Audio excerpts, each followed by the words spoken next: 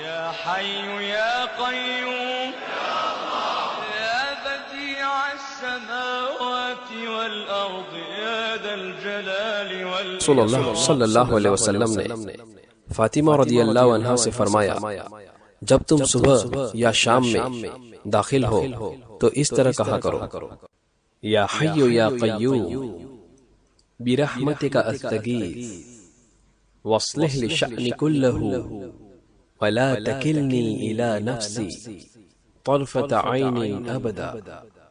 اے زندہ ہمیشہ قائم رہنے والے، تیری رحمت کے ذریعے سے فریاد کرتا ہوں میرے تمام حالات درست کر دے اور کبھی بھی پلک جھپکنے کے برابر بھی مجھے میرے نفس کے حوالے نہ کر. السلسلۃ الصحیحہ. رسول اللہ صلی اللہ علیہ وسلم پر جب کوئی سختی یا پریشانی پیش آ جاتی تو آپ صلی اللہ علیہ وسلم یہ دعا فرماتے یا حی یا قیوم برحمتک استغیث. اے زندہ ہمیشہ قائم رہنے والے، تیری رحمت کے ذریعے سے فریاد کرتا ہوں. جامع ترمذی.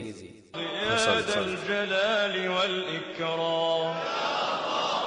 اللهم زينا بزينة القرآن